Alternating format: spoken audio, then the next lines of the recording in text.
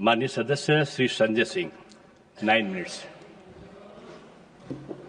धन्यवाद मान्यवर। आपने ग्रामीण विकास जैसे महत्वपूर्ण मंत्रालय के विषय पर मुझे अपनी बात कहने का मौका दिया। मान्यवर, मैं अदम गोंडवी जी की चंद लाइनों से अपनी बात शुरू करना चाहता हूं कि तुम्हारी फाइलों में गांव का मौसम गुलाबी है, तुम्हारी फाइलों में गांव का मौसम गुलाबी है, मगर ये आंकड़े झूठे हैं, ये दावा किताबी है। सर, भारत की सरकार ने जब विकसित भारत की कल्पना की है तो उस कल्पना के तहत गांव को कहां रखा है, आपके माध्यम से ये देश को मालूम होना चाहिए। हमारे टोटल बजट का भारत सरकार ने जो पूरा बजट 2026 और 27 के लिए प्रस्तुत किया मान्यवर, उसका मात्र 3.6% बजट ग्रामीण विकास के लिए रखा है। यह स्पष्ट करता है सरकार की मंशा को, यह बताता है कि ग्रामीण विकास के लिए आपकी सोच क्या है, ग्रामीण व्यवस्था को आप कैसे संचालित करना चाहते हैं, कितना विकास वहां पर करना चाहते हैं। मान्यवर, बहुत सारी योजनाएं गांव के विकास के लिए चलाने का दावा सरकार की ओर से किया जाता है। उसमें से एक प्रमुख योजना है जिसका ढिंढोरा भारत की सरकार बार बार पीटती है, जल जीवन मिशन, जल जीवन मिशन, हर घर जल की योजना, हर घर जल की योजना। वो जल जीवन मिशन क्या है मान्यवर, जिसके ऊपर आप लाखों करोड़ रुपए अब तक खर्च कर चुके हैं। गांव गांव में पाइप से पानी पहुंचाने के नाम पे लोगों से आप पैसा लेंगे, वहां की जनता को मीटर लगा के पैसे की वसूली करेंगे, जो व्यवस्था पहले नहीं थी।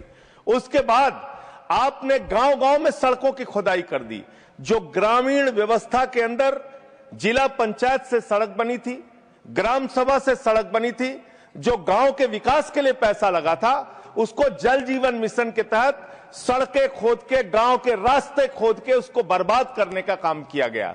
तो जल जीवन मिशन जन जीवन को अस्त व्यस्त कर रहा है। एक तो ये उस मिशन की खासियत है जो सरकार को सोचना और जानना चाहिए।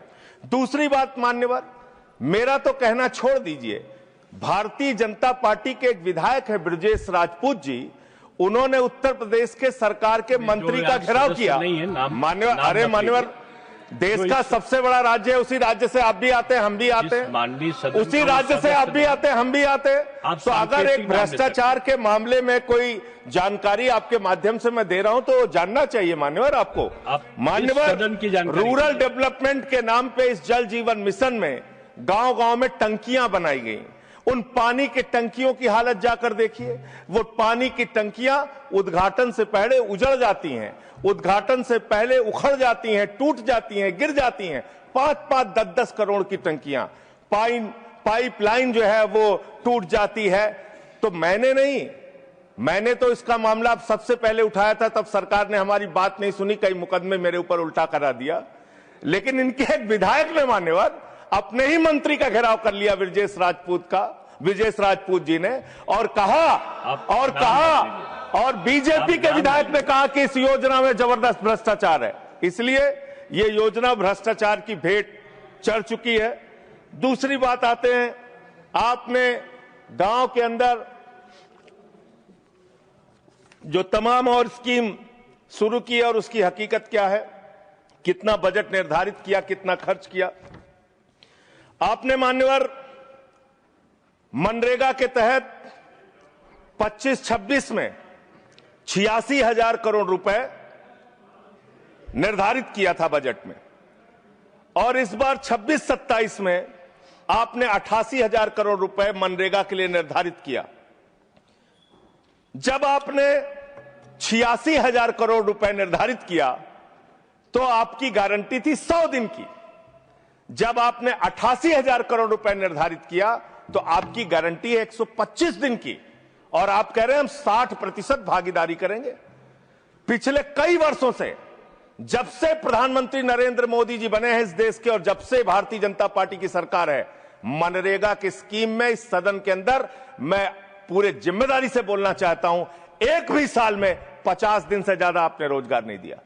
मनरेगा स्कीम को आपने मारने का काम किया, खत्म करने का काम किया, और उसके बाद आपने कह दिया 40% राज्य सरकारों की हिस्सेदारी होगी। जो राज्य सरकारें ज्यादातर घाटे में चल रही हैं, चलिए वो भी आपने कर दिया जो आपको करना था, आपने स्कीम पास कर दी जी राम जी की।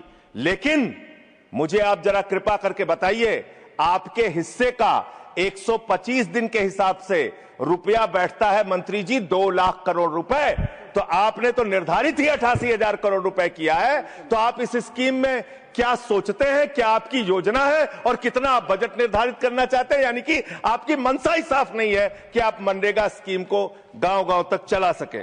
इसके बाद मान्यवर आते हैं, एक मिनट माननीय मंत्री करना चाहता हूं कि जब मैं बोलूं तब आप सुनने जरूर उपस्थित रहना, बोल के चले मत जाना, एक एक चीज का जवाब दूंगा।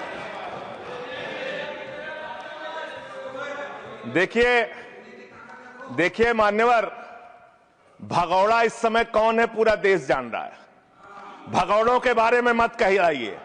देश का प्रधानमंत्री गैस के संकट के इस समय में किस गुफा में छुपा हुआ है, पहले उसको निकाल के लाइए। आप पहले उसको निकाल के लाइए। प्रधानमंत्री किस गुफा में छुपे हुए हैं? प्रधानमंत्री के बारे में आप हमारे ऊपर टिप्पणी कर रहे हैं, का प्रयोग नहीं करेंगे। आप हमारे ऊपर टिप्पणी कर रहे हैं, ये आप हमारे ऊपर टिप्पणी कर रहे हैं। पूरा देश गैस की लाइनों में खड़ा है, यहाँ पर शामिल प्रधानमंत्री गुफा में छिपे हुए हैं।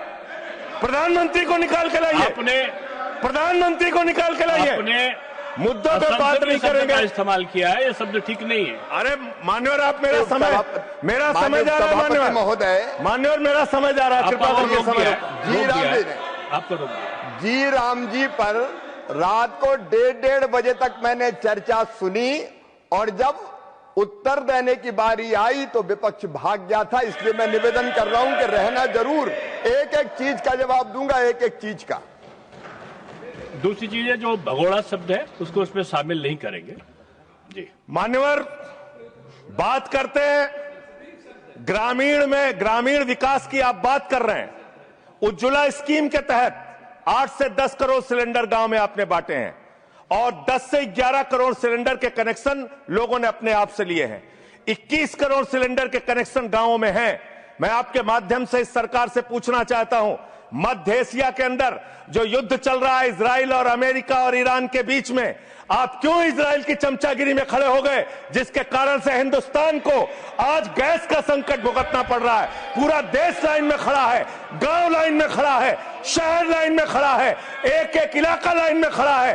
होटल बंद हो रहे हैं मान्यवर, मोरवी के अंदर गुजरात में टाइल्स की फैक्ट्रियां बंद हो रही है मान्यवर। आपने क्या हालत की है। आप राज्यों के साथ न्याय नहीं करते, आप ग्रामीण व्यवस्था के साथ न्याय नहीं करते। आपने बनारस के अंदर 4200 एकड़ जमीन वहां के किसानों की जबरन कब्जा की। 2013 का जो अधिकरण का नियम है, वो नियम आपने लागू नहीं किया। वहां लाठियों से किसानों को पीट के प्रधानमंत्री के संसदीय क्षेत्र में जमीनें कब्जा करने का काम आपने किया। जो पंजाब पूरे देश का पीडीएस सिस्टम चलाता है, 50% भागीदारी पंजाब के किसानों की होती है। आपने पंजाब के रूरल डेवलपमेंट का 8,000 करोड़ रुपए मार के बैठे हुए। आप बताइए क्यों आपने पंजाब का हिस्सा नहीं दिया, क्यों आप वहां के साथ सौतेला व्यवहार कर रहे हैं। बताइए इस देश को और पंजाब के लोगों को। वहां पर बाढ़ आई, आप भी गए थे मंत्री जी वहां पे दुख जताने के लिए। आपने वहां की भयावह परिस्थितियों को देखा था। बावजूद इसके 1600 करोड़ रुपए की मदद आपने घोषित की थी, 16 पैसे आपने पंजाब को नहीं दिए। 16 पैसे, यह आपकी दुर्भावनापूर्ण नीति है जो राज्यों को भुगतनी पड़ रही है, जो देश को भुगतनी पड़ रही है। और ग्रामीण विकास के नाम पर आपने इस देश के गांव में रहने वाली जनता को लगातार धोखा देने का काम किया है, लगातार उनको ठगने का काम किया है। चाहे वो आंगनबाड़ी की स्कीम हो, आंगनबाड़ी की कार्यकर्तियां, हर काम में उनको आप लगा देते हैं, लेकिन आप उनको पैसा देने के नाम पर आपको हंसी आएगी, हंसी आएगी, हंसी आएगी। आंगनबाड़ी की योजना गांव में ही चलती है, गांव में ही चलती है, हंसी आएगी आपको। मान्यवर, मैं अंत में एक ही बात कहना चाहता हूं। मंत्री जी ने कहा भागिएगा नहीं, मैं बिल्कुल बैठ के आपकी एक एक बात को सुनूंगा। मंत्री जी, ध्यान से सुनूंगा। जितनी बात मैंने कही है उसका पूरा जवाब दीजिएगा, और अगर आप जवाब नहीं दे पाएंगे तो मुझे भी उस वक्त बोलने का अवसर दीजिएगा। आप ही अकेले बोलने का अधिकार रखते हैं, ऐसा नहीं होना चाहिए। और दूसरी बात मान्यवर, दूसरी बात, इस समय भगौड़ा कौन है, अब ट्रंप इसका- की इसके गुलामी लिए आपका कौन समय कर रहा है, समाप्त हो पूरा गई। देश देख रहा है।